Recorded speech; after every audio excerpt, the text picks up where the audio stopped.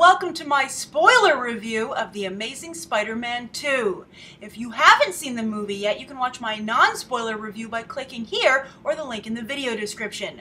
But if you have seen The Amazing Spider-Man 2, or you don't mind massive spoilers, then it's time to discuss each main character in depth and what worked and what didn't work, at least in my opinion. And I have to say, with this film, there's a lot in both categories.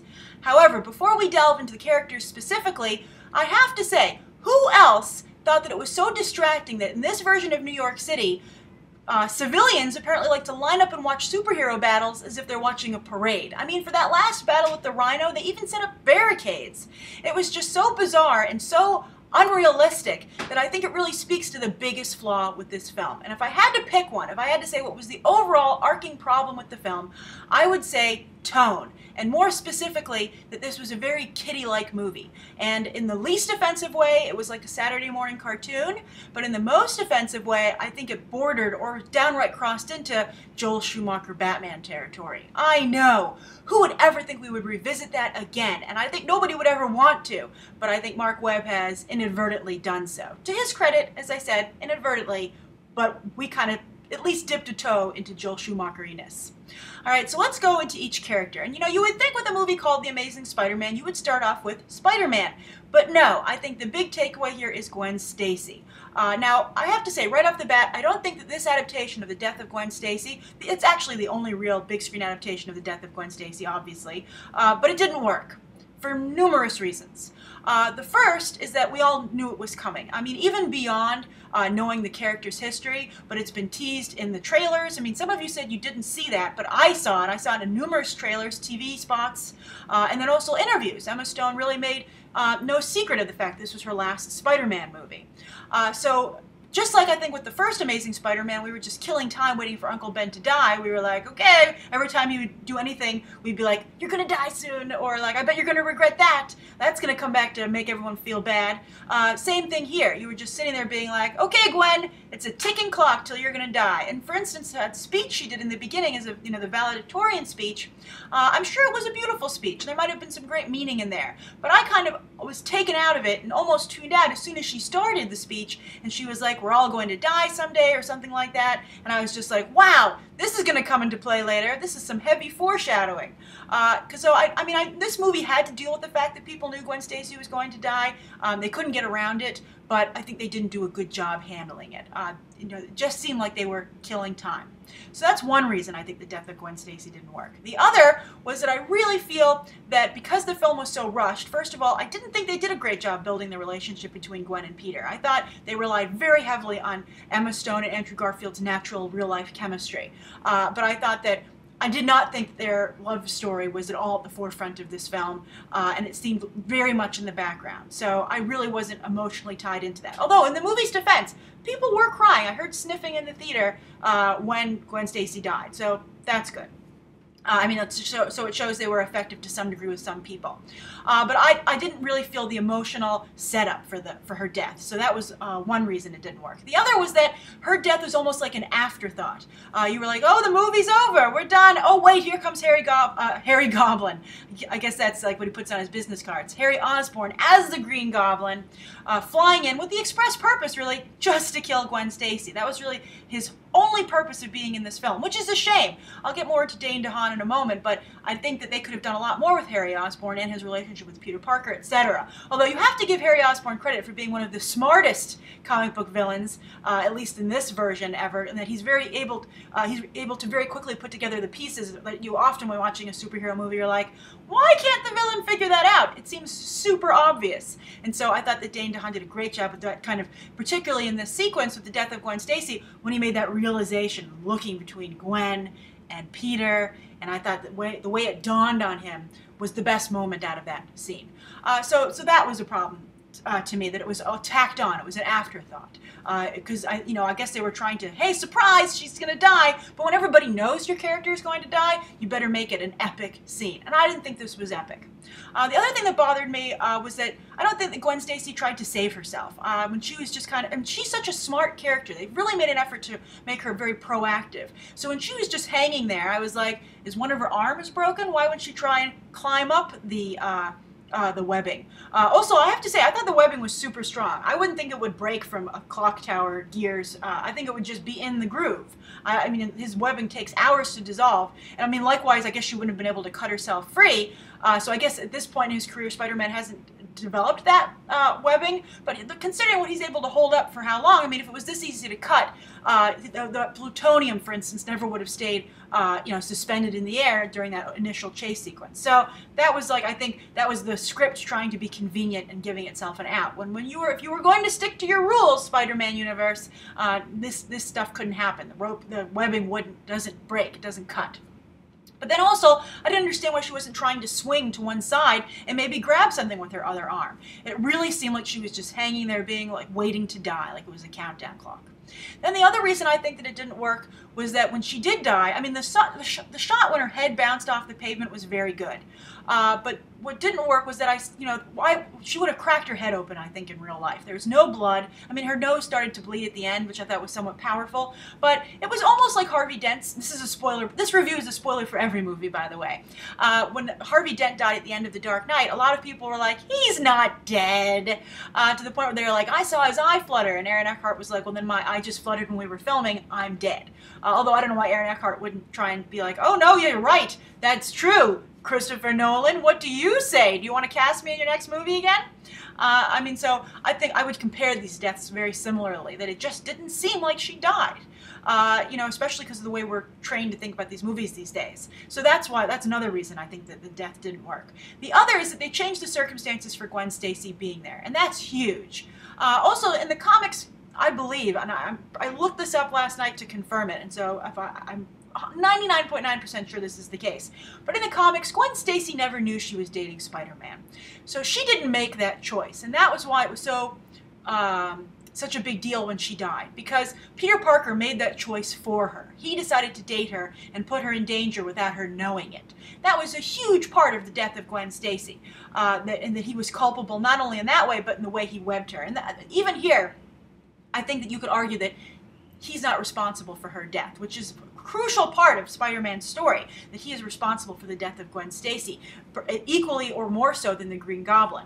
And then also, so not only was that element there, but then, Gwen Stacy, her knowing, putting herself intentionally in harm's way by dating Peter Parker, aka Spider-Man, but she also intentionally came to this fight. And Peter Parker was even telling her to go away, saying, please get out of here, you're in danger. And by having that conversation, they remove a big part of why the death of Gwen Stacy was so important. So I think that's another reason. I said in my non-spoiler review that they really Lois Laned Gwen Stacy, and she almost to some degree becomes Spider-Man's sidekick. And I think Lois Lane to some degree is Superman's sidekick, even more so than Jimmy Olsen. And that's not what Gwen Stacy's character is. I can understand maybe them wanting to be proactive and girl power, but that's not the story. Gwen Stacy is a very smart individual. She was a scientist in the comics, but Peter Parker did a good job of hiding his alter ego from her, and this was a choice she didn't make, and she was truly an innocent casualty. And I think that she was robbed of that with this movie. She knew what she was getting into. She put herself in harm's way, and she has no one really to blame for dying, I think, personally, from the way it was staged here, but herself. Now, the other reason I think this doesn't work is that, besides changing whether or not Gwen knows that Peter Parker is Spider-Man, and that when the first Gwen Stacy storyline came out, when this, the death of Gwen Stacy debuted, it was a surprise because loved ones of superheroes simply didn't die. And they certainly didn't die suddenly in a superhero battle. So that's why it really changed the game. Anything could happen. Nobody was safe. But I think that, for instance, let's reference The Dark Knight again, they already killed Rachel Dawes. I think quite powerfully, more powerfully than they did here even. And they even changed actresses in that movie. So when you already have characters die, and there are already dark elements to superhero movies, the Gwen Stacy death, while shocking obviously to people who weren't in the know, it's not as shocking because it's not like it doesn't happen already in movies. I mean, big characters die all the time in movies, not just superhero movies as well. There's casualties, and it's very effective. It's no longer, we're not living in an era, comic book-wise or movie-wise, where there are characters that simply you won't kill, that are safe. Everybody is fair game. So it's not as powerful as it once was. And I think that speaks to Webb and his team here for not really trying to understand why the story worked originally and just deciding to straight adapt it. So I think that's a shame. All right, so aside from that, Gwen Stacy, I thought Emma Stone did a very nice job. She was very well dressed, almost to the point of distraction. She seemed more like somebody who worked at a fashion magazine than a scientist. But you know what? I think that, so that sometimes would take, maybe that's just for female audience members who would be like, I love what you're wearing, Gwen. But overall, I thought that Gwen Stacy, she's wonderfully done by Emma Stone, and I thought the conversation, for instance, in that maintenance closet when they were trying to escape from Oscorp was really nicely done. Although I did say she suffered a little bit from another problem with Lois Lane, and that she knew everything. I totally buy that she understood the magnetic charges for the web shooters, because, you know, science class, etc. But how would she know the power grid of the city? How would she have that information? It didn't make any sense to me. I know that it was stolen, the plans were stolen from Max Dillon, but you know, just because you work at Oscorp doesn't mean you know every division. I mean, unless you're one of the higher ups, and Gwen Stacy clearly was not a higher up at the company, so she should really only be aware of what's going on in the biology. I think she worked in biology, right, or genetics. That should be her specialty. Why she had any idea of what was going on in the power grid was really beyond me, because she was like, I have to come with you because I understand it all. And I'm like, how do you know the power grid, Gwen Stacy? You are an avid reader in your free time, I guess. So it's like hanging out with a Mensa person. All right, so that's the first character. The second character, let's go to Peter Parker. As I said in my non-spoiler review, I love Andrew Garfield's interpretation of Peter Parker. I think he's perfect. He gets the jokes right, the light and dark sides of Peter Parker, and he's able to jump between those emotions very well and not, you know, betray one side. Not like, how can the same happy-go-lucky guy be so sad this next second? Andrew Garfield, I think, really does a great job of pulling it off and playing that character. I think he's a fantastic Spider-Man, and I think he did a wonderful job in the role. There really isn't much to say about his performance. I thought they did a great job with Peter Parker and Spider-Man, and I thought, for instance, when he had the fire hat on with the hose, that's very silly, that's very cartoonish, but Andrew Garfield, in my opinion, made it work. I guess my only problem with Spider-Man in general, if I had to pick something, would be that sometimes it was so clearly a CGI character, especially in that opening sequence. Surprisingly, not when he was swinging through the streets. That looked real to me. But when, for instance, he's capturing all the plutonium and hanging upside down, looked like it came right out of the comic books, by the way, which I loved. But at the same time, I was like, that's not real. That's too rubbery. That's CGI Spider-Man. So a couple of times that took me out of it. But I loved the character. I loved everything about it. I think that Andrew Garfield and Peter Parker were flawless here. All right, so let's move on to Electro. Actually, I'm going to switch it up. Let's do Electro. Let's do Electro, because Harry Osborn plays into other elements. Harry Osborn is a very forward-thinking character here, into a Sinister Six movie. So Electro. As I said in my non-spoiler review, I felt that Electro was like in a different movie, and I felt that he was a direct ripoff almost of Uma Thurman's performance as Dr. Pamela Isley, aka Poison Ivy in Batman and Robin. I just really questioned the choices that were made with his character, and I just think he didn't fit, and it was a shame. I also felt that his character seemed to have so many mental problems. I guess that is the most delicate way to put it, that I was surprised that he would be hired to work at Oscorp at such an important job when everybody else at the facility seemed so competent. He was the only person who had problems and didn't fit, and that was never spoken to. That was never addressed. And I thought that they had to, because they were so rushed for time in this movie, because they had so many things to cover, the Electro character never really got the development that he needed. And so as a result, the script and Jamie Foxx were forced to define him with such broad strokes that he really did seem like a cartoon character or a Joel Schumacher character. I just had major problems with the way this character was realized. I thought his power set was pretty interesting, especially towards the end when he could appear and disappear. Although, how could he disappear and reappear his rubber suit? I was like, PG-13, nice try, he'd be naked. There's no way that suit's going to come apart and go back together. I just don't understand how that element was there. But I did like, he became a very terrifying character for, at least momentarily, like the way he killed that security guard. And I was surprised some of the kills that Electro had. I don't think they almost to some degree make his character irredeemable. I guess that's not an issue, because is he really dead? I don't know. They are teasing him for the Sinister Six, so we'll see. But I felt that to have him have those kind of kills, he could never be an anti-hero. And it speaks to the problems, speaking of the Sinister Six, of how you can make audiences identify with those characters if they truly are that evil. Although I loved when he and Harry Osborn were working together to question Donald, the CEO who took over for Harry Osborn, whatever, the way they, stopped his heart and then started it up again, and, Harry Osborn said, "Welcome back for the bonus round." That was really fantastic. Very well done. But I just felt Jamie Foxx was wasted here, and as I said, I thought his character was very over the top, very broad, very cartoonish. But I did like the power set, although I have to say, when he saw the electric grid, which I thought was interesting, and he could see the way he saw light instead of, actual physical objects. I didn't understand why he couldn't see the energy in people.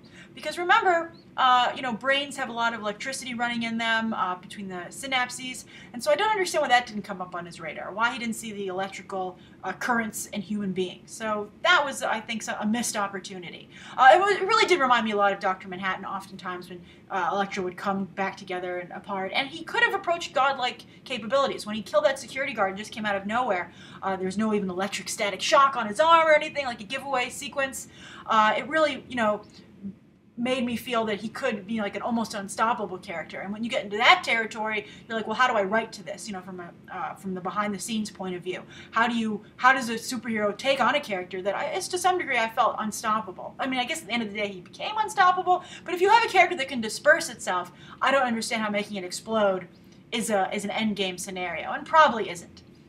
So I had a lot of problems with Electro, and they just made it so sad when he was singing himself happy birthday. But it was sad to the point where I have a big problem with this. I talk about it a lot with Pixar, to emotional manipulation. Like, okay, yeah, the writers are like, let's think of the saddest thing that we can think of.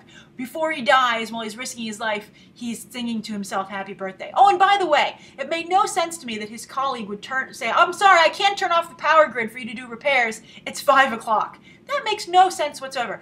You're telling me Oscorp just shuts down for the night? There's no night maintenance person? It's just inconceivable. It makes no sense at all. And it was just clearly there, to make it sadder and to allow this to happen.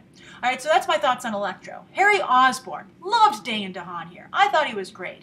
Although who else thought that if that suit has healing properties, why didn't you just put that on in the first place? I thought that was a really confusing setup when he puts the suit on and goes, "Oh, fatalities noticed, healing ability started." So I was just like, why didn't anyone tell him about that then? My other problem was I don't understand why he was getting so sick so fast when his father seemingly had this disease last for a very long time. It was a very slow death.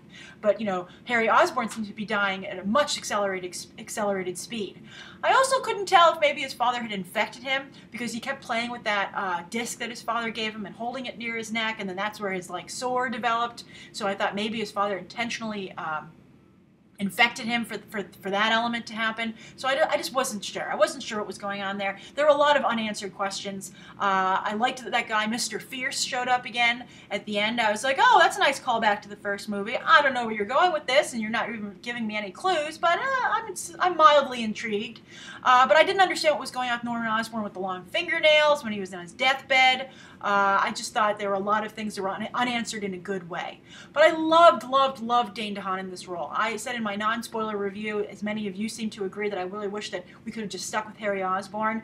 And that's something speaking to Oscorp in general. If it is an evil corporate empire, can it just be an evil corporate empire? Do people have to put on superhero costumes or supervillain costumes?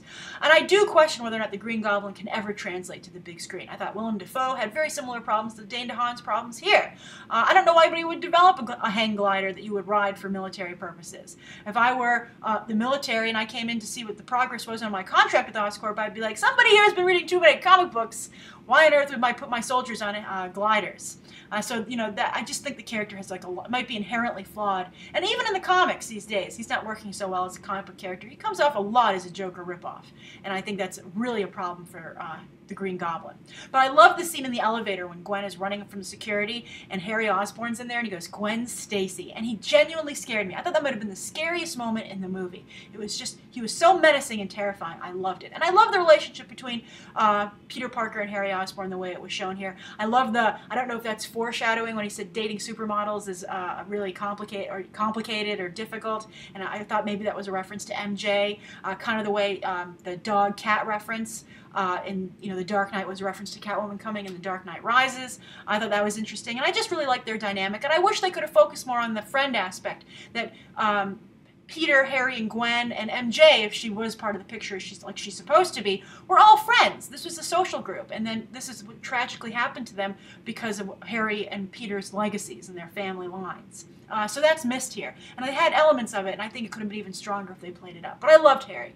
I thought some of the things, though, about, again, the movie was rushed. I thought it was crazy that just because he opened a file, they were like, bam, you're out of the company. And especially because he seemed so entrenched when he was at that boardroom meeting. I just didn't understand that can happen so quickly. It didn't make any sense to me.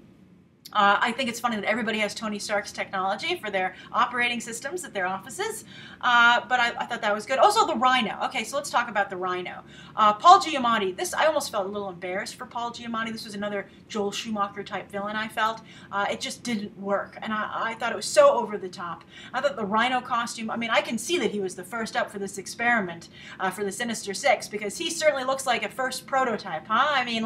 That is just so unsleek, and I couldn't figure out if his arms were removed, like how he was in the machine, because he didn't seem to have any space for his arms. It was just so bizarre and so grotesque, but yet at the same time cartoonish, that I didn't really know how to wrap my head around it.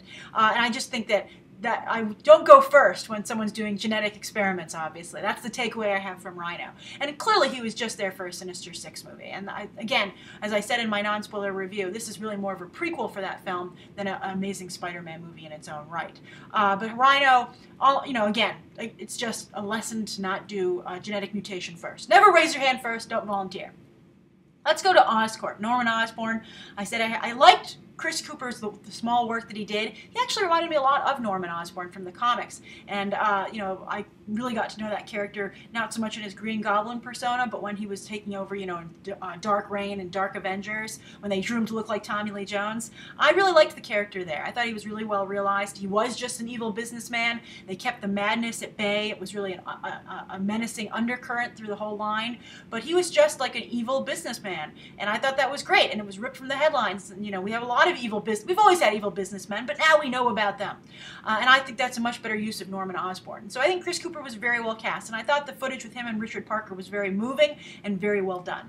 I liked Oscorp a lot also as a company. I liked that it makes sense. Everything comes from Oscorp, and maybe if they still own the rights, eventually Roxxon. I think Roxxon's over still at Disney Marvel, but I like that in the world of this Spider-Man universe, big corporations are the enemy, and they're responsible for a lot of these problems with their, under-the-table dealings and unethical dealings. I really liked Oscorp. I think it's a very well-realized company. We talk a lot about world building on this show, and I thought Oscorp was very well built, very well realized. Everything from the Oscorp,